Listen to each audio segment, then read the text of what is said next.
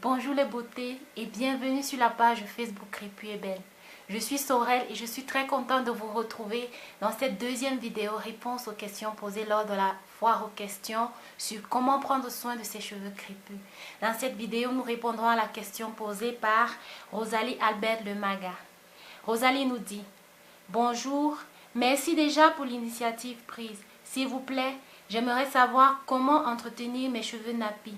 Traitement pour une bonne pousse. Quand je peigne, ça se coupe beaucoup. Merci. Merci à toi, Rosalie, et merci d'être fidèle à Crépus et Belle. Donc, pour répondre à ta question, je voudrais te signaler que sur la page Crépus et Belle, tu trouveras toutes les recettes auxquelles je ferai référence. Donc, pour prendre soin de tes cheveux crépus, l'une des choses indispensables, ma belle, c'est d'avoir une routine capillaire, c'est-à-dire un ensemble de gestes qui contribueront à prendre soin de tes cheveux, c'est-à-dire de les laver et de les nourrir. Donc, ces gestes, tu pourras les répéter selon une fréquence qui te convient. Moi, je conseille généralement de faire sa routine capillaire tous les 7 jours.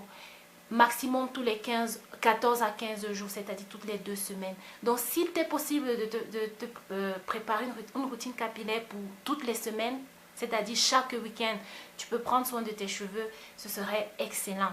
Donc, sur la page, nous proposons des routines capillaires pour débutantes, c'est-à-dire des gestes, des différentes huiles, des différentes recettes pour chaque étape de la routine. Une routine capillaire devrait commencer par un masque avant shampoing et nous prenons généralement de faire un bain d'huile. Donc tu peux faire un bain d'huile, c'est-à-dire appliquer généreusement de l'huile sur tes cheveux et puis recouvrir d'un bonnet chauffant et attendre minimum 30 minutes. Ensuite, faire ton shampoing et une fois que tu as fait ton shampoing, faire un après-shampoing pour pouvoir démêler tes cheveux et par après faire un masque profond. Surtout les filles, ne pas du tout négliger l'étape du masque profond parce que une fois les cheveux débarrassés de toutes les impuretés et les cheveux démêlés, c'est-à-dire lorsque vous avez fait votre shampoing pour débarrasser des impuretés et démêler à l'aide de l'après-shampoing, par la suite, il est important de renourrir le cheveu derrière pour qu'il puisse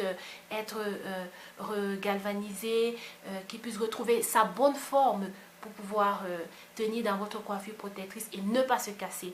Donc, en parlant de la casse, je vois que dans la dernière section de la question, tu parles de tes cheveux se cassent tout le temps quand tu les peignes.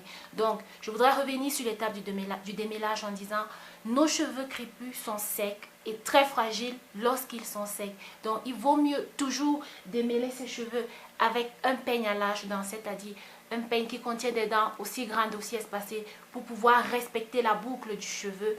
Et ensuite, il faut toujours appliquer un démêlant sur ses cheveux, c'est-à-dire il faut que vos cheveux soient mouillés et qu'ils contiennent un démêlant. Sur la page, tu trouveras des recettes de démêlant naturels faits avec de l'aloe vera par exemple.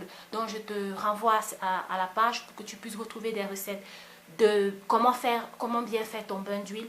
Ensuite, comment appliquer ton bain d'huile, quel type de shampoing utiliser et ensuite comment préparer ton démêlant pour pouvoir démêler tes cheveux et comment démêler tes cheveux et par après quel genre de masque profond pourrais-tu appliquer à tes cheveux pour les nourrir. Donc ma belle, j'espère avoir répondu à ta question et je voudrais vous demander les filles de partager ces vidéos avec vos amis, avec tous ceux qui vous entourent. Ils pourraient avoir les mêmes questions ou les mêmes problèmes que vous et surtout si vous avez d'autres questions, que ce soit par rapport à cette vidéo ou alors en ce qui concerne le soin de vos cheveux, vous pouvez les poser soit en commentaire ou alors en commentaire de la foire aux questions qui a été ouverte sur la page. Donc les beautés, Rosalie, j'espère avoir répondu à ta question et j'espère vous retrouver très bientôt. Portez-vous bien et à très bientôt les beautés. Bye.